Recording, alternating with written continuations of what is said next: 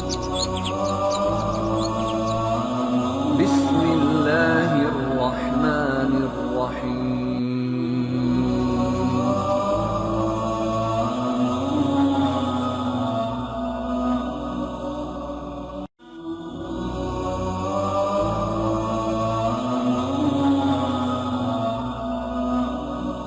اکیس اور 22 میں فرماتے ہیں، یوں ہم نے مصر کی سرزمین میں یوسف کا قدم جما دیا کہ ہم اسے خواب کی تعبیر کا کچھ علم سکھا دیں۔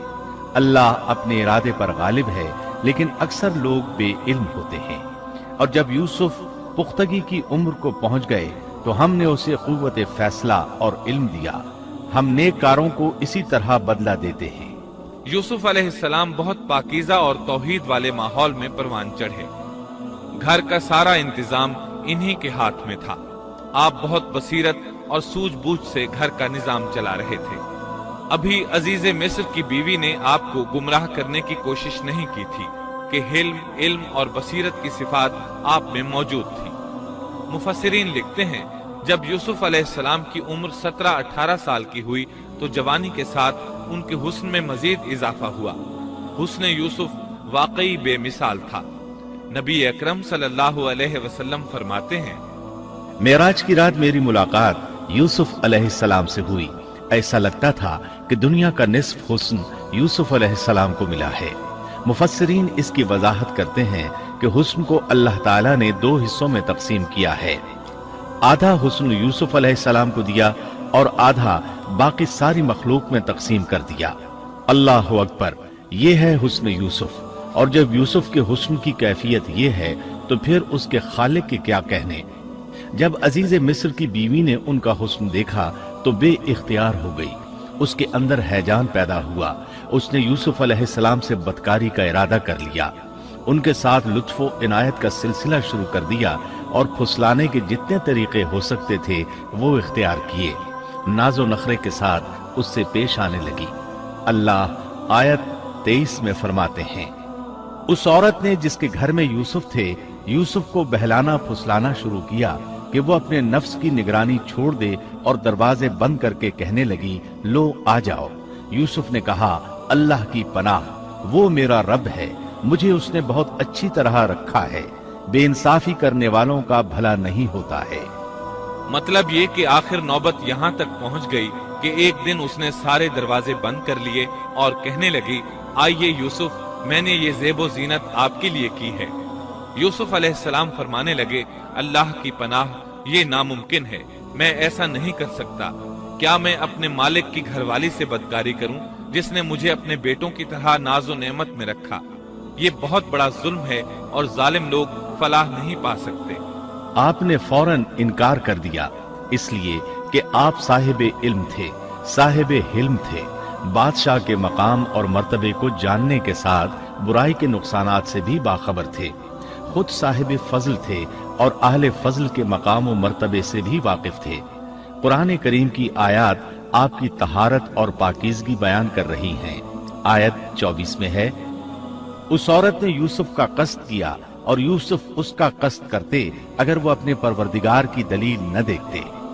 یوسف علیہ السلام نے اس کا ارادہ نہیں کیا، یہاں تک کہ اللہ تعالیٰ کی مہربانی سے ان کے دل میں اس گناہ کا خیال تک نہیں آیا۔ اللہ تعالیٰ نے آخر آپ کو علم بھی دیا تھا اور حلم بھی۔ آپ بادشاہ کے مرتبے سے واقف تھے، نیک تھے، جانتے تھے زانی کبھی فلاح نہیں پا سکتا، بلکہ آپ نے تو فوراً کہہ دیا، اللہ کی پناہ، میں ایسا ہرگز نہیں کر سکتا۔ اتنی بڑی آزمائش میں ان کے دل میں خیال آنا ممکن تھا، جیسا کہ سخت گرمی اور پیاس کی حالت میں کسی کو ٹھنڈے پانی کا گلاس ملے تو دل میں پانی پی لینے کا خیال ضرور آتا ہے، لیکن پھر یاد آتا ہے کہ وہ روزے سے ہے۔ لیکن یوسف علیہ السلام کے دل میں تو اتنا سا خیال بھی نہیں آیا۔ اس کی وجہ یہ تھی کہ آپ نے اپنے رب کی دلیل دیکھی تھی۔ وہ دلیل کیا تھی، اس بارے میں مفسرین کے مختلف اقوال ہیں۔ بعض کہتے ہیں آپ نے جبرائیل علیہ السلام کو دیکھا، بعض کہتے ہیں آپ نے یعقوب علیہ السلام کو دیکھا، وہ انہیں انگلی کے اشارے سے منع کر رہے تھے۔ بعض نے لکھا ہے کہ آپ نے دروازے پر یہ لکھا دیکھا تھا، بے شک زنا بڑی بے حیائی اور بہت ہی بری راہ ہے۔ بہرحال یہ مفسرین اور مورخین کے اقوال ہیں۔ اس بارے میں کوئی صحیح حدیث نہیں ملتی۔ اتنا ہے کہ آپ نے کوئی ایسی چیز دیکھی ضرور تھی جس کی بنا پر آپ کو خیال تک نہ آیا، اور برہان اللہ ہی کی طرف سے تھی، اس نے انہیں سوچنے بھی نہ دیا۔ اللہ آیت نمبر 24 میں فرماتے ہیں، اس طرح ہم نے انہیں اس برائی اور بے حیائی سے بچا لیا کیونکہ وہ ہمارے مخلص بندوں میں سے تھے۔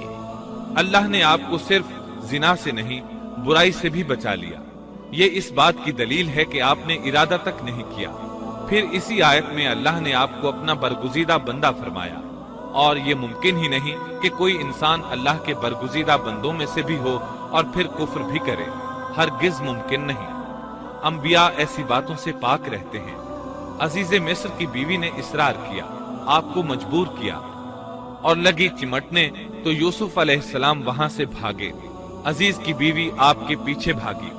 اللہ تعالیٰ نے آیت 25 میں اس واقعے کو یوں بیان فرمایا ہے، اور دونوں دروازے کی طرف دوڑے، اور اس عورت نے یوسف کا کرتا پیچھے کی طرف سے کھینچ کر پھاڑ ڈالا، اور دروازے کے پاس ہی عورت کا شوہر دونوں کو مل گیا، تو کہنے لگی، جو شخص تیری بیوی کے ساتھ برا ارادہ کرے بس اس کی سزا یہی ہے کہ اسے قید کر دیا جائے یا اور کوئی دردناک سزا دی جائے۔ سیدنا یوسف علیہ السلام خود کو بچانے کے لیے دروازے کی طرف دوڑ پڑے تھے۔ یہ پیچھے دوڑی، دروازہ بند تھا۔ ابھی آپ دروازہ کھولنے کی کوشش کر رہے تھے کہ اس نے پیچھے سے آپ کی قمیص پکڑ لی۔ جھٹکا جو لگا تو قمیص پیچھے سے پھٹ گئی۔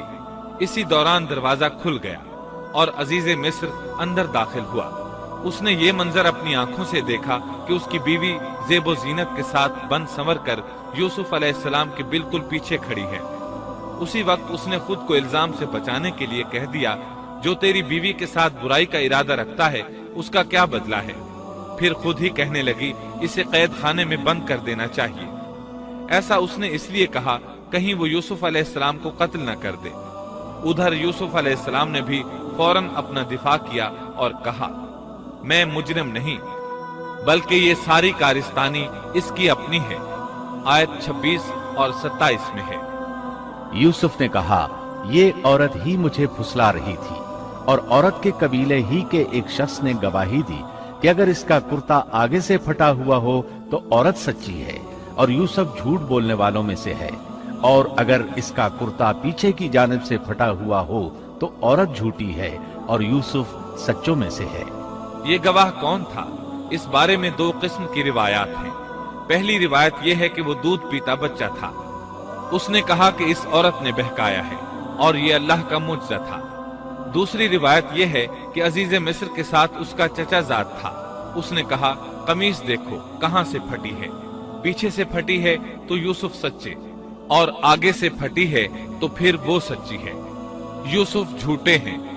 آیت نمبر 28 میں آتا ہے، سو جب خاوند نے دیکھا کہ یوسف کا کرتا پیٹھ کی جانب سے پھٹا ہوا ہے تو صاف کہہ دیا کہ یہ تو عورتوں کی چال بازی ہے، بے شک تمہاری چال بازی بہت بڑی ہے۔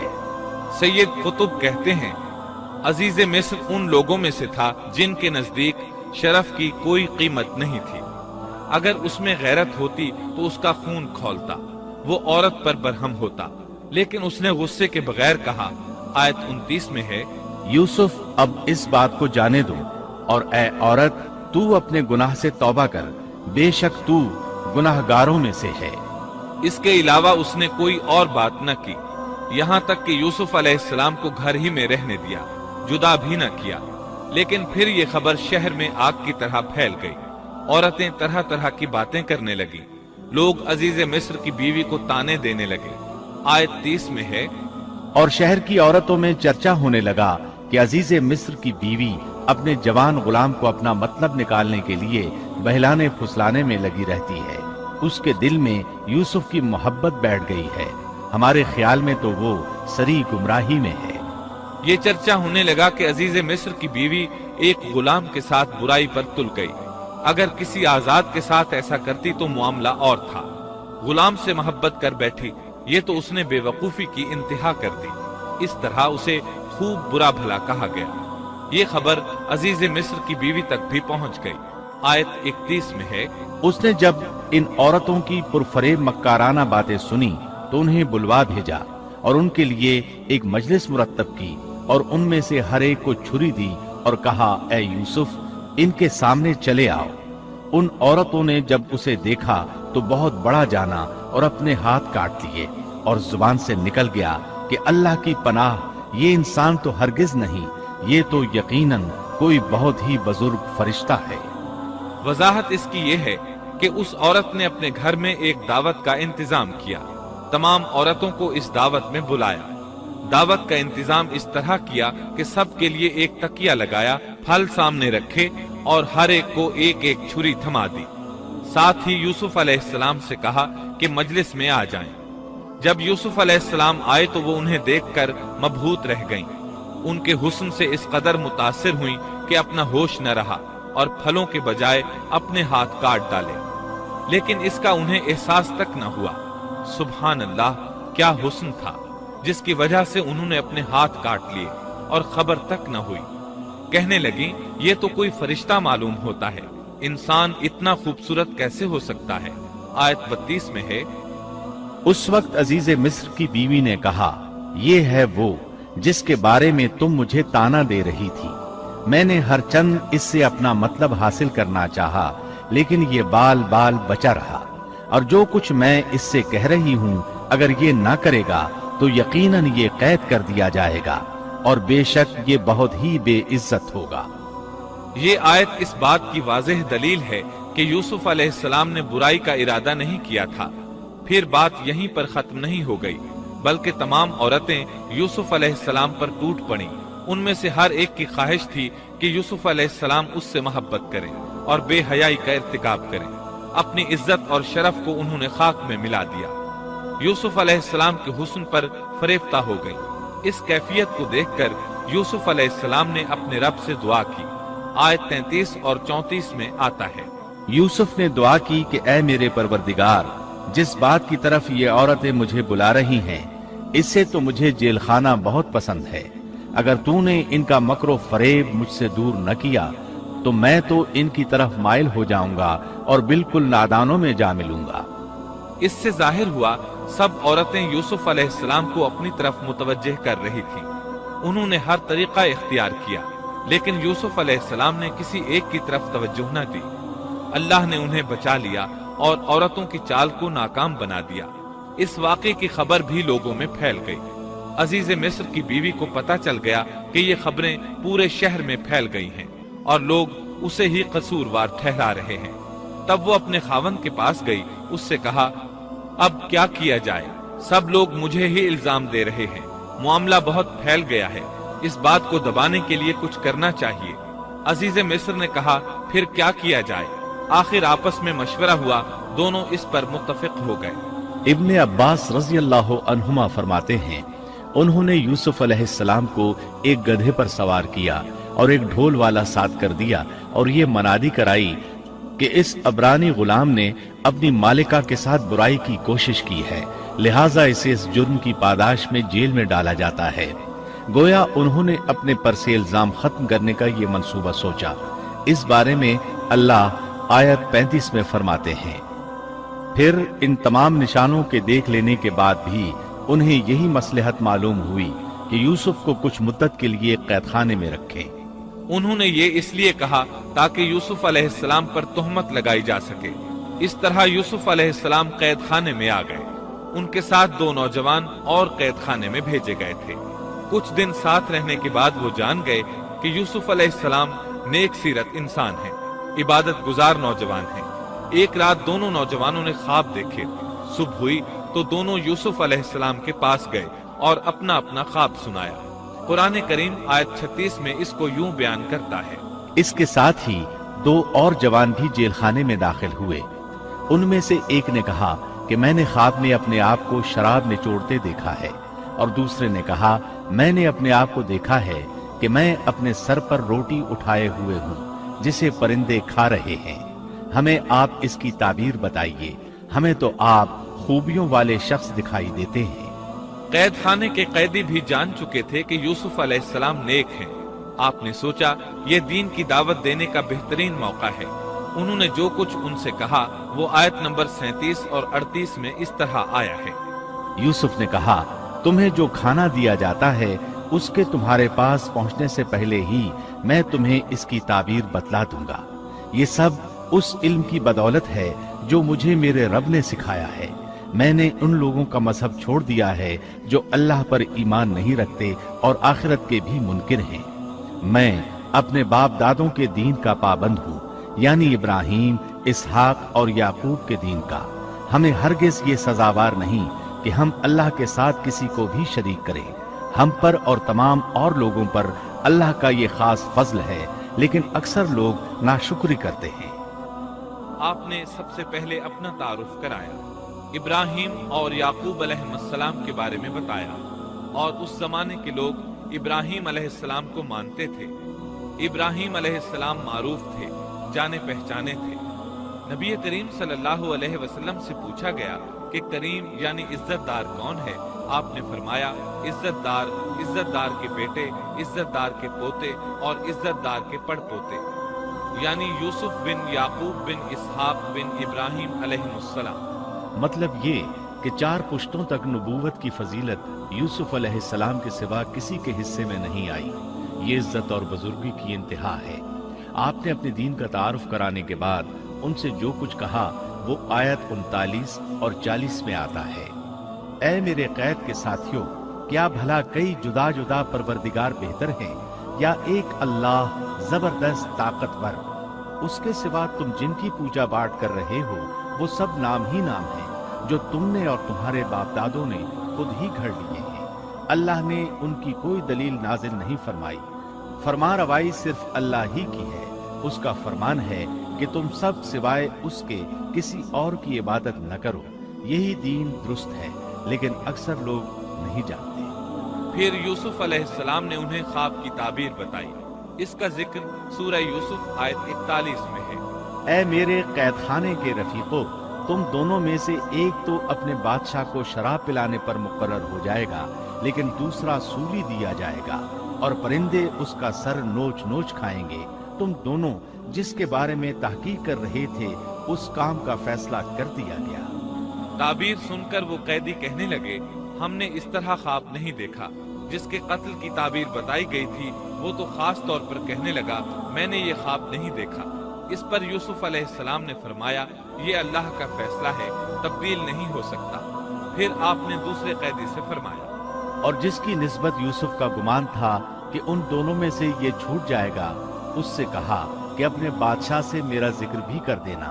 फिर उसे शैतान ने अपने बादशाह से जिक्र करना भुला दिया और यूसुफ ने कई साल कैदखाने ही में काटे। फिर इसी तरह हुआ। एक को फांसी पर चढ़ा दिया गया, दूसरा बादशाह को शराब पिलाने पर मुकर्रर हुआ, लेकिन वो यूसुफ अलैहिस्सलाम का जिक्र करना भूल गया। अल्लाह ताला आयत 42 में फरमाते हैं, शैतान ने उसे भुला दिया। यूसुफ अलैहिस्सलाम कैद खाने में पड़े हैं, किसी को उनकी खबर तक नहीं। ये उनकी एक और आजमाइश थी, किसी को खबर हो तो निकाले। आखिर कुछ मुद्दत बाद बादशाह ने ख्वाब देखा। बादशाह ने कहा, मैंने ख्वाब में देखा है कि 7 मोटी ताजी फरबा गायें हैं जिनको 7 दुबली पतली लागर गायें खा रही हैं, और 7 बालियां हैं हरी हरी और दूसरी 7 बिल्कुल खुश्क। इस ख्वाब ने बादशाह को परेशान कर दिया। उसने कहा, ऐ दरबारियों, मेरे इस ख्वाब की ताबीर बतलाओ अगर तुम ख्वाब की ताबीर दे सकते हो। उन्होंने जवाब दिया, ये तो उड़ते उड़ाते परेशान ख्वाब हैं और ऐसे शोरीदा परेशान ख्वाबों की ताबीर जानने वाले हम नहीं। जब वो ख्वाब की ताबीर न बता सके तब उस साकी को यूसुफ अलैहिस्सलाम याद आए। वो चौंक उठा। उन 2 कैदियों में से जो रिहा हुआ था उसे मुद्दत के बाद याद आ गया और कहने लगा, मैं तुम्हें इसकी ताबीर बतला दूंगा, मुझे जाने की इजाजत दीजिए। कैद खाना शहर से बाहर था। उन्होंने उसे उधर रवाना कर दिया। वो जेल पहुंचा, यूसुफ अलैहिस्सलाम से मिला और बोला, ऐ यूसुफ, ऐ बहुत बड़े सच्चे, आप हमें इस ख्वाब की ताबीर बतलाइए कि 7 मोटी ताजी गायें हैं जिन्हें 7 दुबली पत्ती गायें खा रही हैं, और 7 बिल्कुल सब्ज खोशे हैं और 7 ही दूसरे बिल्कुल खुश्क हैं, ताकि मैं वापस जाकर उन लोगों से कहूं ताकि वो सब जान लें। तब यूसुफ अलैहिस्सलाम ने ख्वाब की ताबीर बताई। यूसुफ ने जवाब दिया, کہ تم 7 سال تک بے در بے لگاتار حسب عادت غلہ بویا کرنا اور فصل کاٹ کر اسے بالیوں سمیت ہی رہنے دینا، سوائے اپنے کھانے کی تھوڑی سی مقدار کے۔ اس کے بعد 7 سال نہایت سخت قحط کے آئیں گے، وہ اس غلے کو کھا جائیں گے جو تم نے ان کے لیے ذخیرہ رکھ چھوڑا تھا، سوائے اس تھوڑے سے غلے کے جو تم محفوظ کر کے رکھو گے۔ آپ نے صرف خواب کی تعبیر نہیں بتائی بلکہ علاج بھی بتایا۔ اس کے بعد ایک اور بات بھی بتائی۔ اس کے بعد جو سال آئے گا اس میں لوگوں پر خوب بارش برسائی جائے گی اور وہ اس میں شیرہ انگور بھی خوب نچوڑیں گے۔ ساقی بہت تیزی سے واپس گیا، بادشاہ کو پوری تفصیل بتائی۔ تب بادشاہ نے کہا، یوسف کو میرے پاس لاؤ۔ بادشاہ کا قاصد واپس آیا اور آپ سے کہا، بادشاہ آپ کو بلا رہا ہے۔ یوسف علیہ السلام نے کہا، میں قید خانے سے نہیں نکلوں گا۔ نبی کریم صلی اللہ علیہ وسلم فرماتے ہیں، اللہ یوسف علیہ السلام پر رحم فرمائے، انہوں نے کس حد تک صبر کیا۔ ان کی جگہ میں ہوتا اور مجھے قید خانے سے نکلنے کے لیے کہا جاتا تو میں فوراً باہر نکل جاتا۔ 7 سال تک قید میں رہنے کے بعد اگر کوئی قیدی سے باہر نکلنے کے لیے کہے اور وہ باہر نکلنے سے انکار کر دے تو یہ بات عجیب ہی لگ سکتی تھی، لیکن یوسف علیہ السلام ہر طرح سے بری ہو کر نکلنا چاہتے تھے۔ چنانچہ آپ نے کہا، یوسف نے کہا، اپنے بادشاہ کے پاس واپس جا اور اس سے پوچھ کہ ان عورتوں کا حقیقی واقعہ کیا ہے جنہوں نے اپنے ہاتھ کاٹ لیے تھے۔ ان کے ہیلے کو صحیح طور پر جاننے والا میرا پروردگار ہی ہے۔